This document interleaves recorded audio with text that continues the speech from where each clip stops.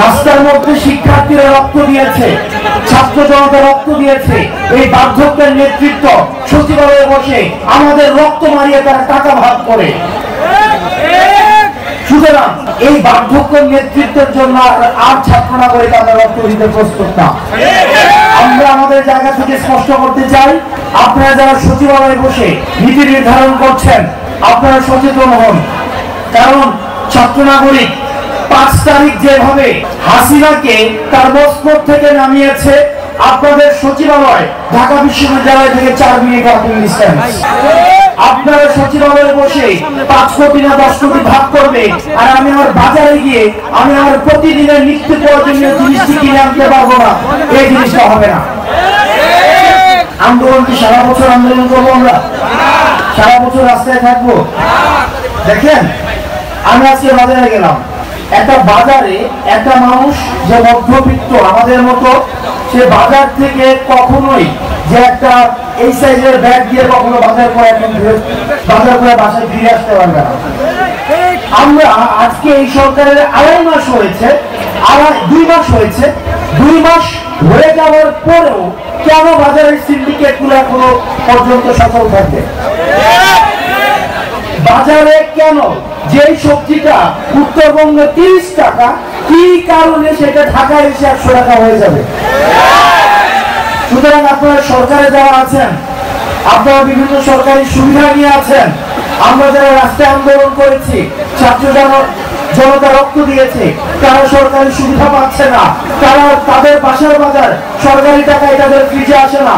সুতরাং বাজারের সিন্ডিকেট গুলো ভেঙে দিয়ে সাধারণ মানুষের কাছে যেন বাজারগুলো পৌঁছে যায়, আপনারা সেই ব্যবস্থা দ্রুততম সময়ের মধ্যে করুন, না হয় ছাত্র নাগরিক এই সরকারের বিরুদ্ধে কথা বলা শুরু করবে।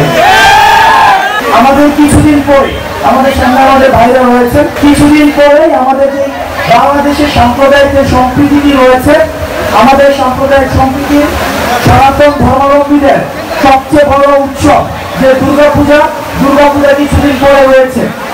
দুর্গাপূজাকে ঘিরে বিভিন্ন মহল ইতিমধ্যেই ষড়যন্ত্রে লিপ্ত হচ্ছে। আমরা যেভাবে 5ই আগস্টের পরে আমরা দেখেছি মাদ্রাসার শিক্ষার্থীরা মন্দিরগুলোকে পাহারা দিয়েছে, পাড়া মহল্লায় দাঁড়িয়ে দাঁড়িয়ে আমরা আমাদের সংখ্যালঘু ভাইদের আমরা বাড়িঘরগুলো পাহারা দিয়েছি।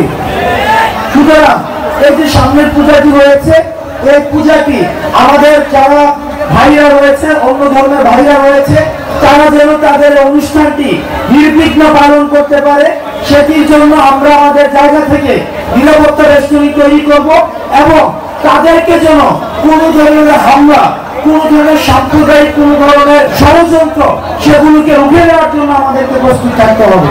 আমরা এই যে আন্দোলন করেছিলাম, এই আন্দোলনে কিন্তু আরেকটি উদ্দেশ্য ছিল, সেটা হচ্ছে চাকরি বা কর্মসংস্থানের যে বিষয়। 2 মাস হয়ে গিয়েছে, আমি জানি না চাকরি বা কর্মসংস্থানের জন্য সরকার কি করেছে। আমরা চাই, আমরা যারা বেকার রয়েছেন, আমাদের যে বেকার ভাইয়েরা রাস্তায় নেমে আসছেন, আপনারা আমাদের বেকার ভাইদের জন্য দ্রুততম সময়ের মধ্যে চাকরির সার্কুলার গুলো দিবেন। চাকরির সার্কুলার গুলো দিয়ে তাদের বেকার জীবনের অবসান আপনারা করবেন।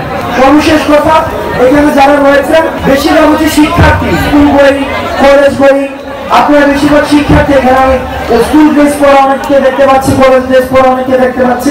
আমি একটা জিনিস আপনাদেরকে সচেতন করছি, আমাদের এই যে স্বাধীনতা পরবর্তী যে বাংলাদেশটি প্রতিষ্ঠিত হয়েছে, এই স্বাধীনতা পরবর্তী বাংলাদেশে কয়েকটা জিনিস থাকবে না।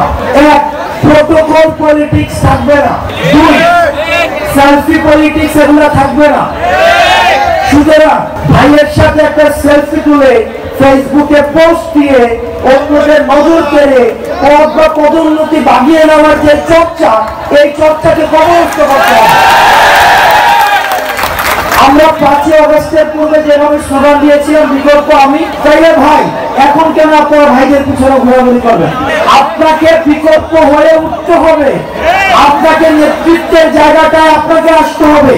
এখানে যারা যারা রয়েছেন প্রত্যেকে তার জায়গা থেকে প্রত্যেকে এক একজন নেতা। তো সুতরাং আমাদের ছাত্রলীগীয় যে কালচার ছিল, এই যে সেলফি পলিটিক্স, প্রোটোকল পলিটিক্স, এগুলো স্থায়ী পুনর্বাসন আপনাদের মধ্য দিয়ে হোক, পড়াশোনার চর্চাতে থাকুক এবং সবাইকে পড়াশোনা করতে হবে।